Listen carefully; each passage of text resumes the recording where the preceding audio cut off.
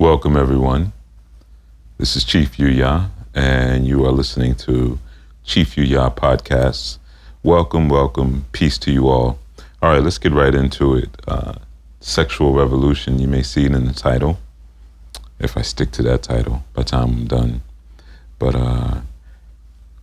there's a lot going on right now in this season, as I told you there would be, coming into 2020, that it would be more sensational, more eventful, more horrific and more tragic than even 2019 or 2018.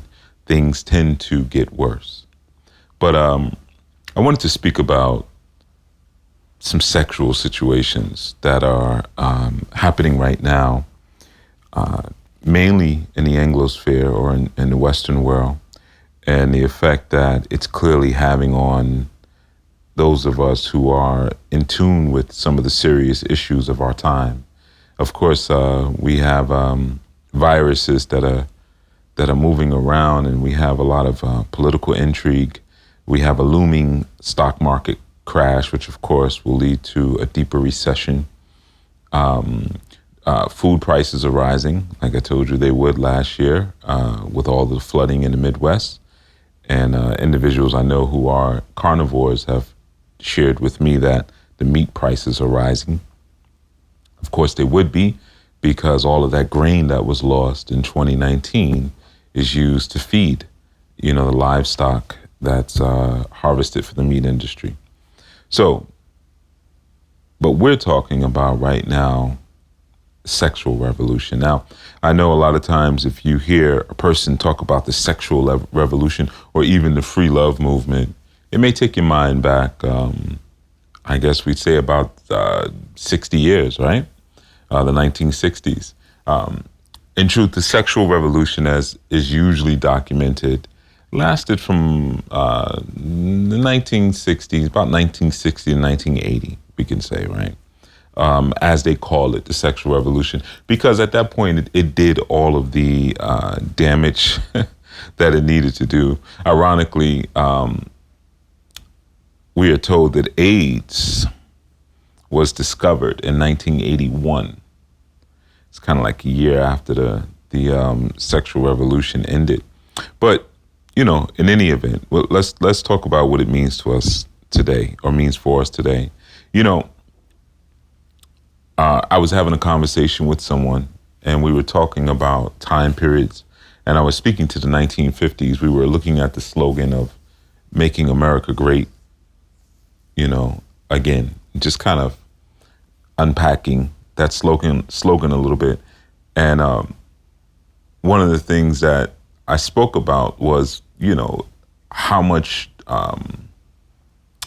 enthusiasm sometimes is shown around the 1950s, and that that was a time period that was, it was stark different from what we experience now. You even seeing like a lot of shows years ago, or even movies, they depicted that era. That was like a prime era, in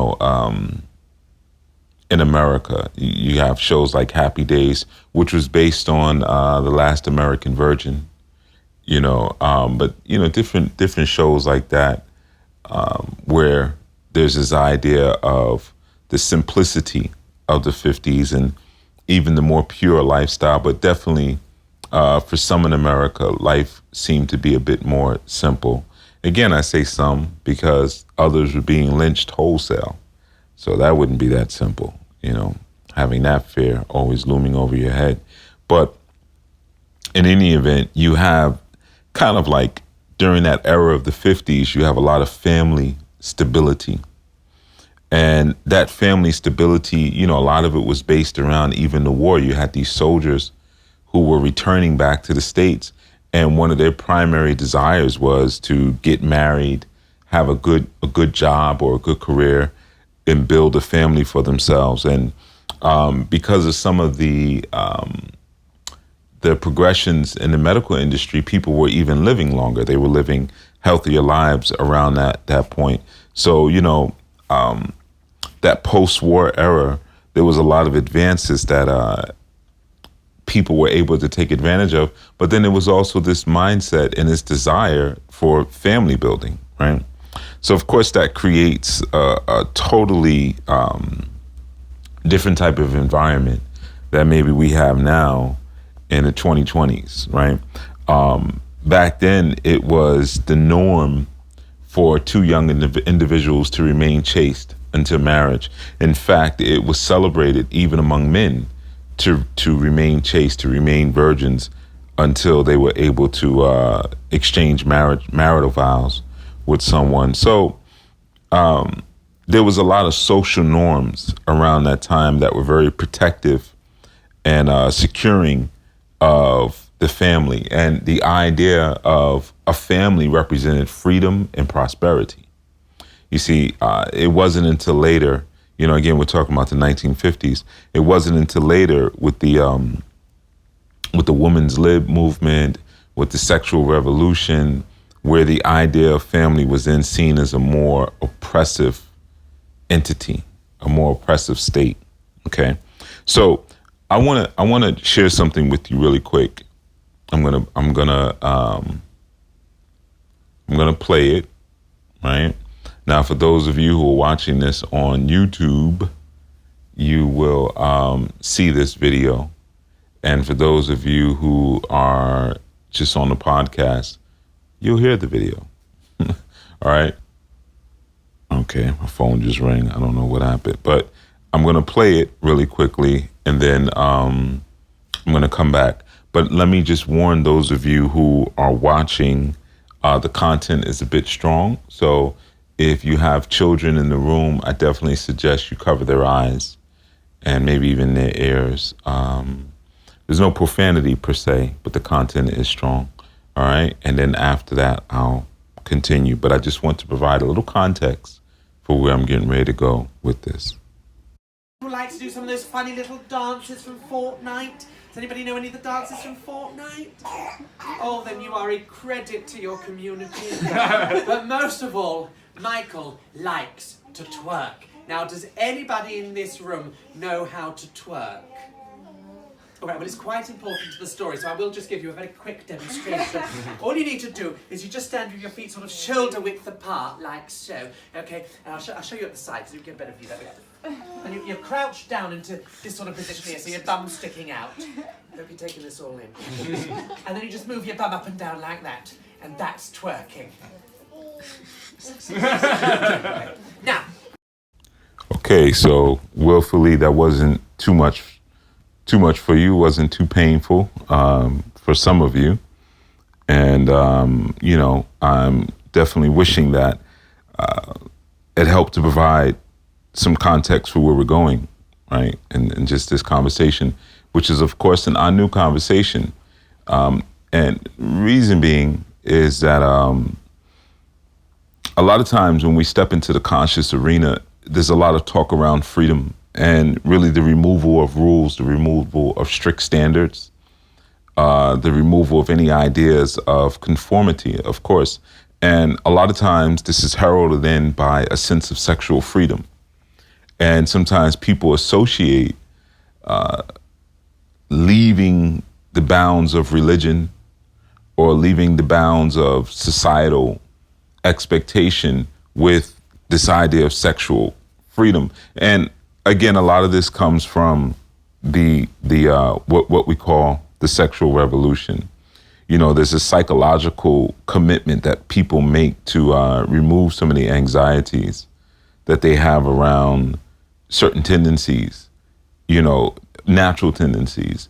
And when they're able to move into spiritual space, they try to find, I guess you would say, like a justification for everything. They consider it all to be, things that accentuate their growth and provide greater fulfillment and, of course, this great autonomy of action. And the truth is, just those ideas within themselves were really popularized in the 1970s, where there was just this free will movement, if you will. And sometimes we enter into our spiritual pacts or our spiritual environments and we don't really, we're taking things in with us. So we're taking ideas with us and we're not really looking at, are we really free? Because freedom is free thinking.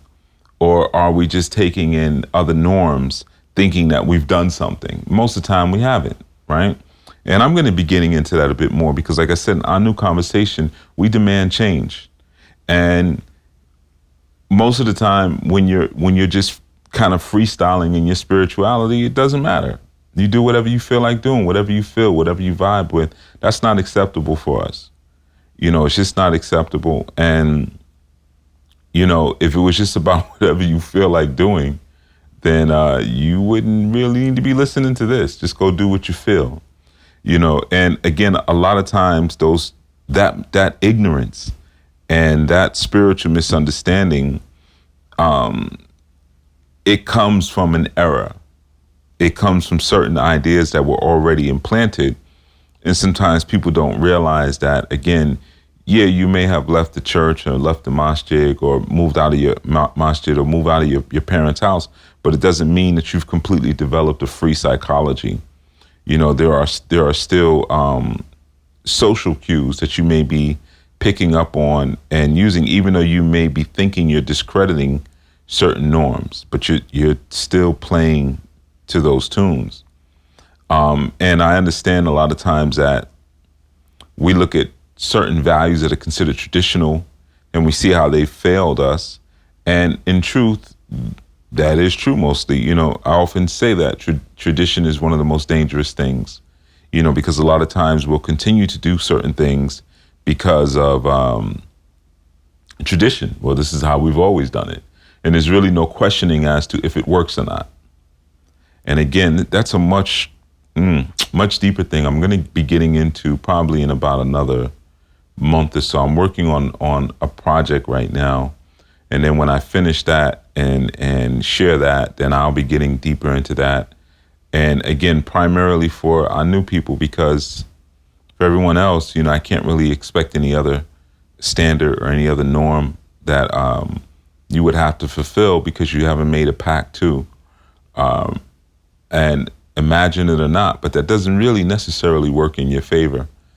Even though you might imagine that it does, it doesn't actually. But, a lot of the reactive answers and the reactive thought that individuals have towards, righteousness and purity. And, that was something that I shared recently in a post where I spoke about how righteousness can be antagonistic to those who have committed themselves to engaging in wicked acts, and they sink so far into these deep depressions because what happens is that they really lose all sense and sight of where they ought be, and what happens really is that they start to take on certain ideas of immorality and they associate immorality with power. I do what I want. No one's going to tell me what to do. I'll tear this thing up. I'll do this. I'll do that. Sometimes that destruction becomes so appealing. Some people think that spirituality is nothing but chaos or nothing but chaos magic without really understanding what chaos magic is, or the fact that not everyone is magical. Regardless of memes, regardless of how many books you can buy on magic, it's not a profession for everyone. Just like everyone is not born to be a wrestler. Everyone is not born to be an assassin. Everyone is not born to be a surgeon. We all have our positions and lots in life, and though some would seem more attractive than others, it doesn't necessarily mean it's for you. This was also associated with the conversation I was having with the person about the 1950s and just different, ideas. And we were talking about how people just jump up and claim certain Orisha energies. And the person was saying that it seems like every woman wants to be Oshun. Every woman tells you she's Oshun. And I said, yeah, because of that, the attention and the idea of being attractive and, of course, being able to manipulate men and just being so sweet and so loving. But if you really understand that energy, you understand that that's not what that energy is. People typically who come under that marking, and I'm going to say it straight. This is not an Arisha Channel broadcast, but nonetheless, they're not very loving. You'd be hard-pressed to find a selfless, loving Oshun person. They're usually very self-absorbed, very immature, and very unloving. And you figure that one out. But, people don't understand things, and then they want to get involved in things that they don't understand, and it makes them feel better. And a lot of that has to do with what we're talking about now. The exploration of sex without an understanding of sex. People associate that with freedom. And a lot of that comes from the theories of Sigmund Freud, and when he started to explore certain, psychoanalysis, his whole idea that the drive of sex was the strongest stimulant. And therefore, if you were to repress the sexual urges of an individual, you're essentially oppressing the person, or you're oppressing their mind, and in oppressing them or repressing the mind, you're actually causing mental illness.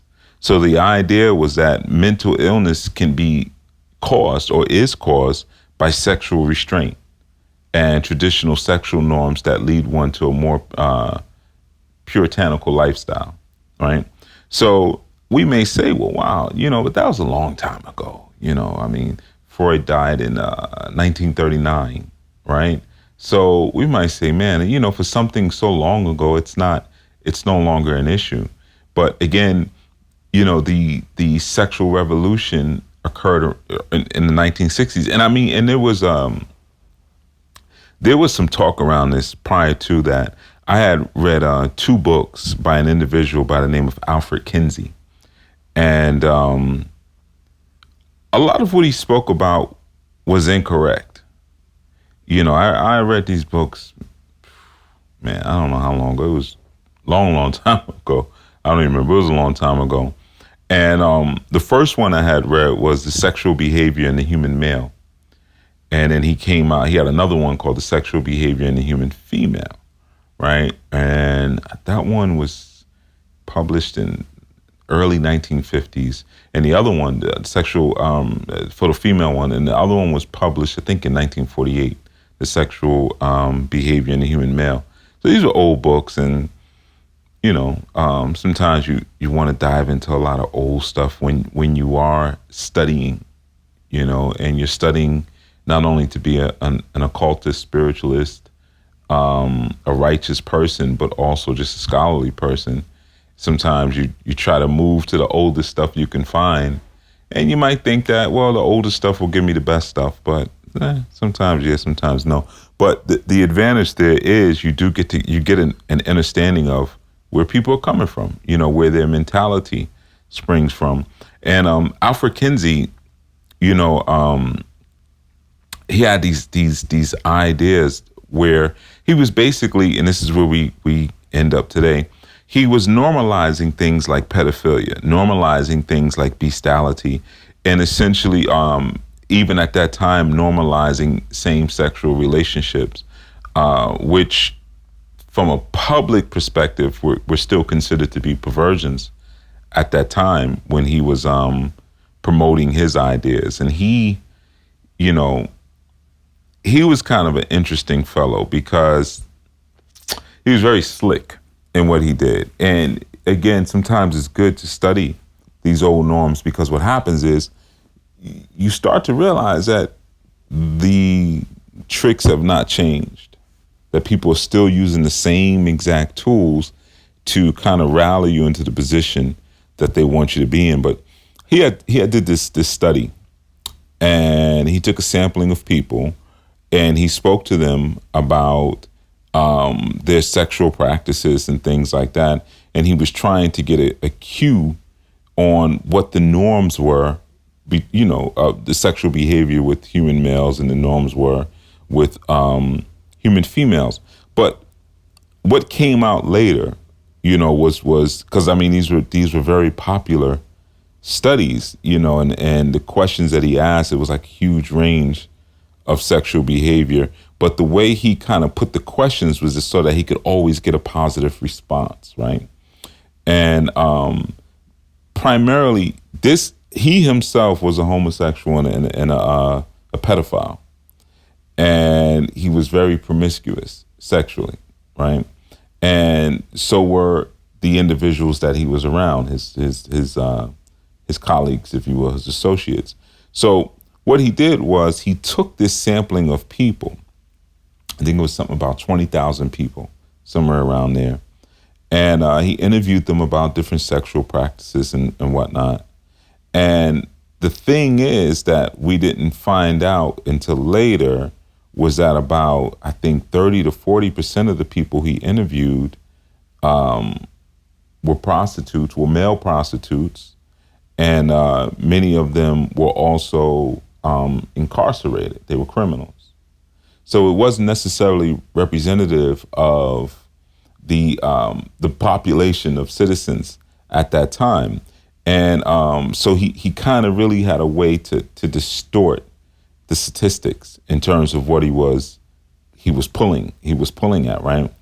And like I said, he would phrase things in his questions to kind of get a certain answer.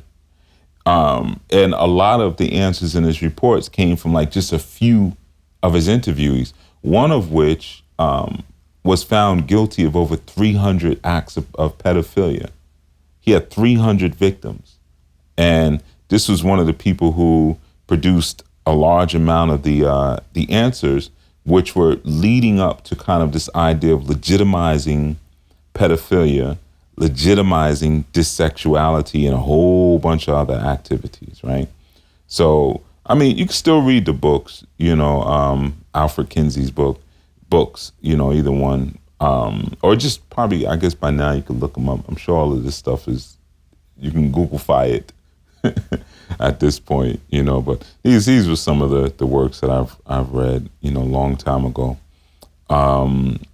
before you could just grab them so easily. I'm sure they're probably floating around somewhere. But, so there was this idea that was being put forth there with something that the population and the public was being told to accept, but not really given the full story on where it was coming from. And that's kind of where we are now, right? And like I said, again, a lot of times when we enter into our spiritual communities, we remove the ideas of sexual ethics. And sometimes we don't realize the removal of sexual ethics is not because we associate spirituality with sexual freedom. It's because it's been associated for us already. And that seed has already been planted. The thought has already been ingrained that once you remove yourself from traditional norms, societal norms, that these are the other things that come along with it. Sometimes the way you dress, the way you smell. Well, I don't shop over-the-counter colognes and perfumes now. I only wear oils, the colors that you wear. I tend to now wear blacks and purples more than So sometimes these things are associated with the thoughts that were kind of implanted. And, there were certain other things that occurred or that were occurring at a certain time, even I would even say the rise of individuals like Hugh Hefner, right? You got to remember there was a time when certain things were just not really present in American culture. And because they were not present, there were other conversations to be had that were driving forth the strength of the family, right? And when you drive forth the strength of the family, you create a certain kind of individual. And sometimes you might create the individual that might help to topple an oppressive society. So a lot of times the family has to be dismantled. And, like I said, in the 60s, you had this kind of, which they call the baby boomer generation, but you had this kind of movement of a lot of, like we had what was called now mass media. And even now you had an industry called the entertainment industry. And via that entertainment industry, they were consistently confronting the traditional values of the American population. So around that time, you started to see people getting married later, which was significant. It sounds simple, but it was very significant. People were deciding to pursue college education and employment for a lot longer before they decided to get married. They were kind of moving into a place that would be considered more radical in terms of their thinking. And a lot of this had to do with the advertising industry and the entertainment industry, and they started to feed people. It's kind of like what Dolomite said, hey, give the people what they want. They started to feed people what they wanted based on this new counterculture that was being developed by certain artists and certain activists and whatnot. And that counterculture, the counterculture revolution, you had like Wilhelm Reich, and he was the one who came up with the term sexual revolution. And his whole thing was like, we should completely remove the ideas of sexual ethics. And he saw the family as just like a place where people were completely locked down and subdued. He saw the family as an institution that needed to be overthrown. So the sexual revolution wasn't just, let's remove sexual morality, but it was also like, let's overthrow this repressive idea of what a family is, because it was all about, we need a society that's free and that's open for different sexual experiences. And if we can do that, and we can overthrow the family, and we can remove all of these things that we consider to be repressive, then now we can finally achieve happiness. We can finally achieve freedom. You see, that's the idea. And, so these were like the concepts that were driving that counterculture revolution, if you will. And when you started moving into the 60s and the 70s, there were movements even now to develop new forms of contraception, right? So there was this huge break in what we would consider to be the values of the people, right? And of course, there was a huge rise in divorce, pornography, welfare or welfare subsidies, drug use, crime among youth, and things like that. And the whole idea and the whole principles that were considered to be the ones that were strengthening the marital institution and the community of family, those were kind of moved into a space where now people were thinking more about their individual constitution, if you will, and their own personal choices. The conversations more shifted to that idea,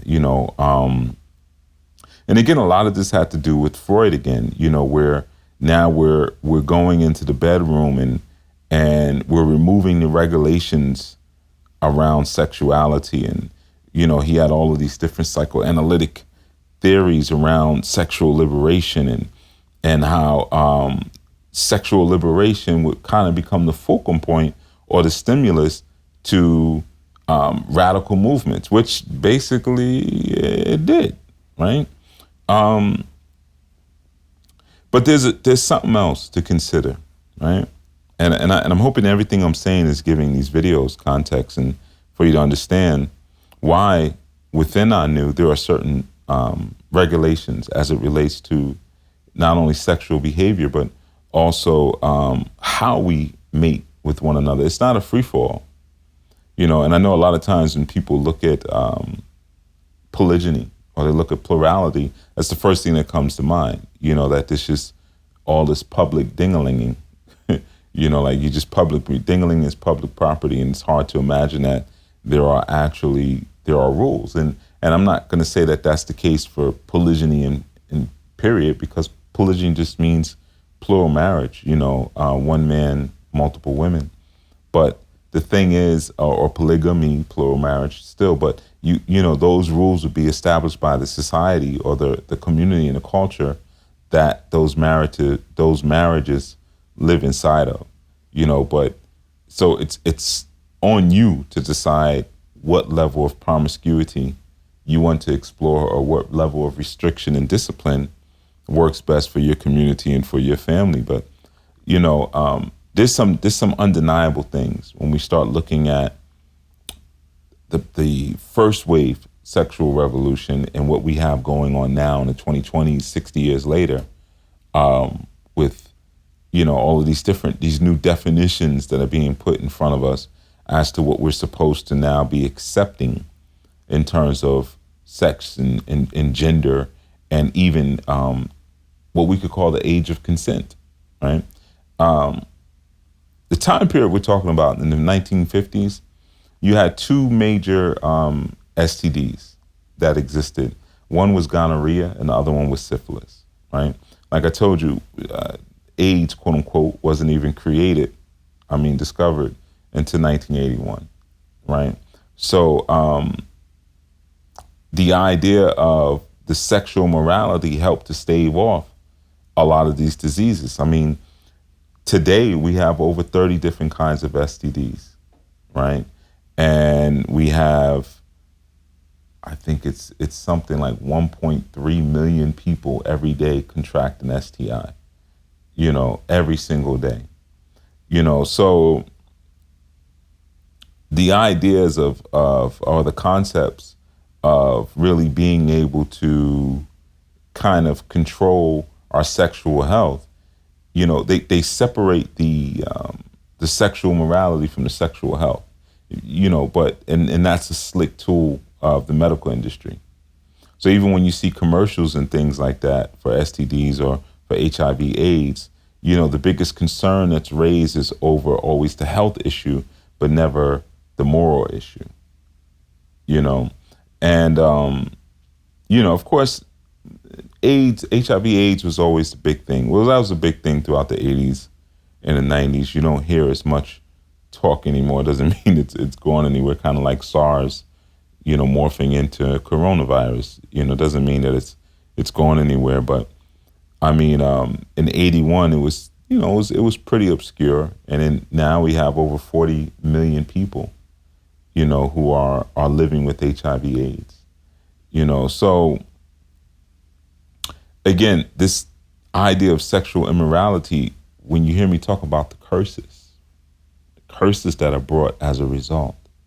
And again, I really will that you can use the video that I sent and kind of understand the perspective a bit, understand what's being shared there. You think about some of the diseases that people contract now because of their sexual immorality and how it creates a wall between their own family members, right? There are children who contract HIV AIDS from their mothers, and a lot of times that comes through childbirth. They contract it during the pregnancy, and they contract it while the mother is breastfeeding. So you look at these opportunities and these moments when there's supposed to be all of this great bonding and all of this great love and affection between mother and child, and the mother is actually transmuting a terminal illness to the child in those moments. You see?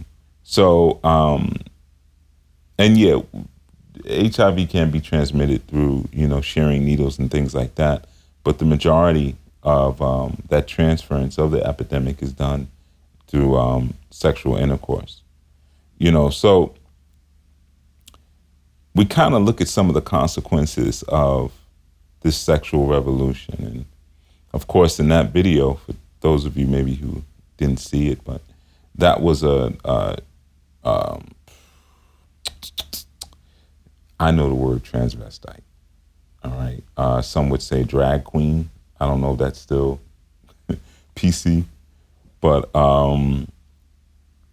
there was a drag queen or a transvestite who was twerking or teaching a group of children to twerk in a library, a group of toddlers, So again, we look at some of not only the moral and health consequences of what we are now accepting in this next wave of the sexual revolution, but there's a psychological effect. There's a certain psychological impact that's had when you open up the chakras of children too soon.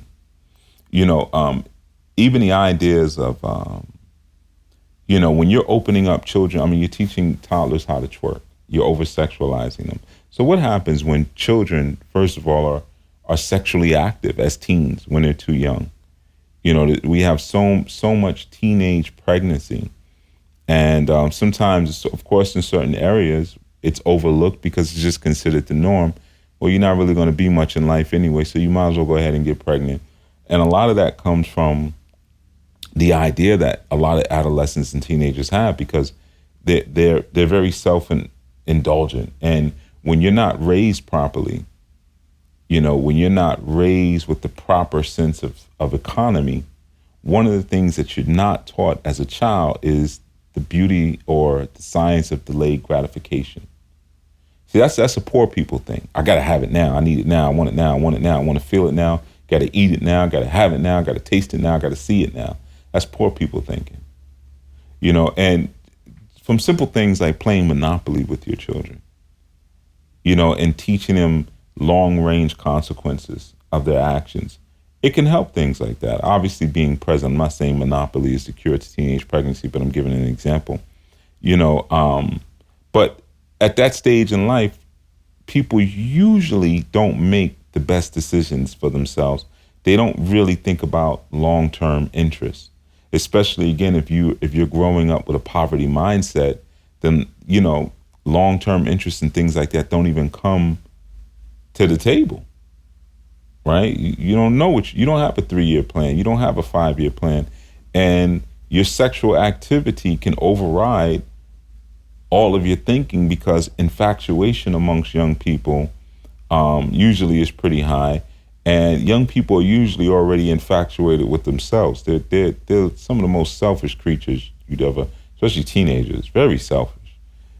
So what happens is that when they get into these sexual relationships, because they've been tainted, from what could have been a beautiful and a loving and an even caring relationship, they become tainted, because now sex is introduced when it shouldn't be introduced, right? So what happens in that sense now, that sexual imperative or the sexual priority overrides their thinking, and they become possessive as well. They look to receive all of their satisfaction and fulfillment within one another, and to reap all of the enjoyment that they would through various relationships just in one another. See, because what sex does in young people, it creates, again, that possessiveness. When they're at an age when they should be all about expansion, they become very contractive. So at that age, they should be exploring many relationships, and I'm talking about friendships. I'm not talking about quote unquote romantic relationships. I'm speaking about friendly relationships and platonic relationships. But they end up getting into certain relationships with their peers that become sexual, and then they become very absorbed in these intense, very exclusive kind of relationships. And what happens is, because they're not really exploring or expanding their other social skills, what happens is that they become boring people. They lose their ability to really develop social skills. They're not really developing character that they would if they were engaging with other people. They're not growing as individuals. And what happens now, even the very relationship that they've absorbed themselves into begins to suffer. Not only relationship with their families begin to suffer, the relationships with their friends begin to suffer. And they forsake all of these different relationships and all these skills, because it's very easy to have sex. Sex is an easy pleasure. So it must be good. It must, within 30 seconds we can be having sex and feeling great. And but what happens is that when that begins to fade, as it always does, they become very angry people. They become very depressed people. And sometimes you've had even young people who will kill themselves because of an ending of a relationship. And the ideas of, wanting to yearn for a sexual experience or wanting to yearn for amorous experience is completely normal. And what it really does is it fuels the hunger for marriage. It should fuel the hunger for relationship and create an excitement around the mystery of it. But when you live in a society where you have individuals twerking to children, toddlers in a library, that teenage or adolescent idealism around the beauty of a relationship and the ethnic responsibility of their purity, it's gone. It's gone. It's just removed.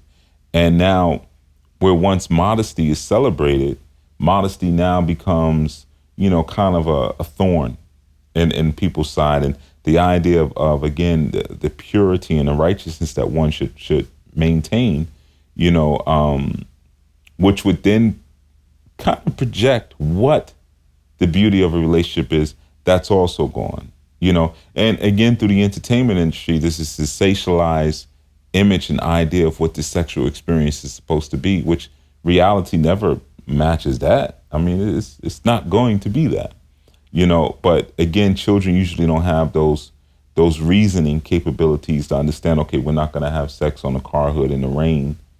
And the hood is hot, but and then, you're going to dent the hood. I can't bring the car back like this, so it's just, but yeah, and in the video or wherever I was watching it looked awesome. But, a lot of times in real life, it can be a bit more disappointing, and even marriages can be less than gratifying. You had some of that even in the 50s, but that was because marriage counseling didn't even exist back then in the 50s. So, if there was a lack of sexual gratification, whatever, it just wasn't talked about. You just grinned and bared it. So that was a little bit different. But, what I'm really speaking about here is when you're exposing young children to something prematurely, to sex prematurely, you're exposing them to certain consequences that rip through their spirit. You look at this statistically, you can look this up. Young girls between 12 and 16 years old are six times more likely to attempt suicide than virginal girls who maintain their virginity at the same age. They're 9 times more likely to be arrested. So that sexual revolution, it leaves certain challenges. And again, the idea of it makes a lot of money for the entertainment industry. It makes a lot of money for the ad industry. A lot. Over $4 billion is spent yearly on teenage childbearing, not births, excuse me. Most teenage mothers within the first year of their pregnancy or first year of their giving birth are on some form of government subsidy. But it costs the taxpayers over $4 billion a year. You see? So there's obviously an impact to all of this, and there's obviously an intricate connection between how we perceive life, how we perceive what our lineage should be, and the influence that we can have via our sexual behavior. And of course, there are complexities, there are issues that rise up that sometimes we're just trained out of looking at. We haven't even gotten into the teenage prostitution, the teenage child pornography, teenage pornography. We haven't even gotten into, there's so much that goes wrong here. Of course, the single led homes. It is more difficult for a woman who already has a child with someone to gain a mate. That is more difficult. Most men do not want to take care of another man's child. It's very simple. Then when you have young people usually who are engaged in certain behaviors that create a perversity in what their relationship is supposed to be, unfortunately, a lot of times that familial breakdown or the knowing in the familial breakdown does also lead to a lot of domestic abuse as well in many different forms. And again, this idea of sex, which is a marriage without commitment, is a farce idea. And again, like I said, when you have it within, movies, you have it within music, you have it within advertising, that level of immorality, everyone's got to now outdo one another in each industry. So it just gets worse and worse and worse and worse. And what you see via videos and advertisements and in books and magazines and music, everything is promoting, the pleasures of sex. And they completely brush aside any elements of responsibility as it pertains to sex and extramarital relationships or premarital sexual relationships are always exciting and the risk of it all, and they're kind of, it's like a glamorous aspect to it. They don't speak about the negative consequences of it. It's just an unrealistic portrayal of what the sexual experience truly is, So there's a lot to this. I could go on for a while here, and I don't want to. But, I'm speaking about just why sexual restraint within our new is necessary. And it's necessary in a society, but, we have to focus on what we do and how we do things. There's a reason, we have a courting process. That courting process is very necessary because our social environment requires that we even counter some of the damage of the sexual revolution and sexual restraint. Whereas one time it was viewed as unhealthy, we have to understand that there's a moral obligation that lets us see the healthiness of sexual discipline, and we define our principles as far as what we want to do based on our community and our own culture. And we have to characterize what we consider to be cool, not necessarily popular culture, if you will, because then you start falling into situations where sex is used as a tool of manipulation. You'll have guys that will use sex to make a female think she's getting a certain level of security. And you have young girls or just girls in general that will use the casual connection of sex, just to kind of make a guy think that they'll be able to get something without necessarily committing to any kind of love or anything like that. And there are essential complementary differences between men and women that we need to celebrate. These things were celebrated years ago, and now we're not supposed to talk about them. But, like I said, a female has to be responsible for the visual arousal that she's able to generate within the male, and he has to be responsible for, ethically, for that sense of security and the promise of love that he's able to generate within her, and these are positive and intelligent reactions to feminism. Feminism told women to avoid being victims of men by lowering their expectations of men. So what did that mean? We'll have a whole bunch of casual sex, because if you can do that, you're also able to kind of compete with men in terms of using sex for control and dominance, right? We're not with any of that.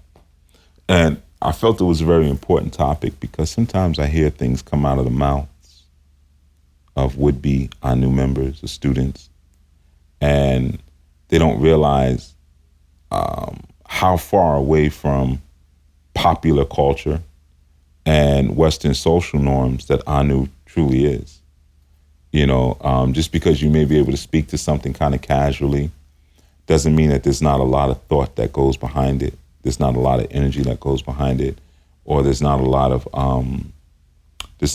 moral positioning and commitment that goes behind the attitudes that we express within Anu. And yeah, control is a big one. And like I said, I know that it's not spoken about very much in terms of the unrealistic spiritual environment, but discipline and control from a psychological and a physiological perspective are important in order to avoid certain social and psychological consequences that come from the lack thereof. All right. So again, I will that video wasn't too harsh for you, but you were able to understand, not just the ludicrousy of that individual doing what they were doing, but the fact that they were doing it in front of toddlers. And to understand that, sometimes this is how our children are taken away from us, when they're overexposed to certain things and we're thinking that they're innocent. And like the effect that it's having, it's like, it's not even the tip of the iceberg, if you will, but it goes so deep into their psyche, and it rips them away from us. It rips them away from all sanity, and sometimes they never find their way back. They never make it back, So I just wanted to share all of that and, willfully give you something to consider and think about. And again, I understand that this isn't for everyone, because for some of you, you're very much grateful for the sexual freedom that comes with the removal of certain social norms. And if that's what you want, you go ahead and have that. You have at it, all you want. But for anyone claiming to be a part of Anu, understand that these are the norms that are expected of you. Matrimony is expected of you. We're not a movement of single people. We're not a movement, that revels in singlehood. We're just not. And we're not a movement of people who have no sexual discipline or control. And if you have a history of that, then there'll be certain things that'll be put in front of you that you may feel uncomfortable with because you thought you were escaping that, and you're not. So if you're coming in, you're an unwed mother, or you're a male who has a bunch of, or has any children out there, and you don't necessarily have a matrimonial relationship with the mother of those children, then there may be certain questions asked, or there may be certain tasks put in front of you in order for you to recalibrate and realign with your proper sexual ethics as related to what Anu teaches. I know it could be heavy stuff because sex is such a personal thing. Don't mess with my sex now. Don't mess with my poontang, But these are the things that we have to look at and address if we're going to move forward as a people and cease to live this very base, beast-like level existence.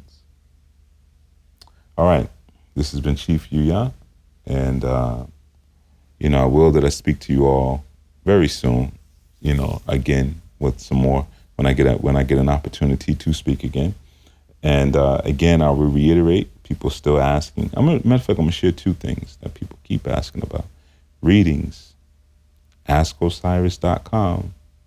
All of the links are in these videos and podcasts. So you don't really need to get into my inbox and ask me about how do I get a read. It's right here. And joining the ministry. I keep getting those questions. AnuLifeGlobal.org. You'll see Anu men, Anu women. Those are the two categories. You got to pick one. It's just, that's it. There's no, I'm going to leave that out. I'm going to leave that alone. But that's how you join. All right. And that's how you apply to join. We'll be looking over applications. So for those of you who have put in, let me add this because some people have asked me about this. Those of you who have put in already and you haven't heard back, it's not because you were rejected. Around the solstice is when we will be doing our reviews for everyone who put in applications previously. All right. So just hold tight. Hold tight. All right. And until then, I will that all of you can be with us and that, but even though I know that's not always the way. Some people don't make it to the final mile. But I will that you can make it as far as you possibly can with us in this beautiful and grand movement towards recalibrating with the creator and the originator of all existence. All right, everyone. Enjoy your day. Peace.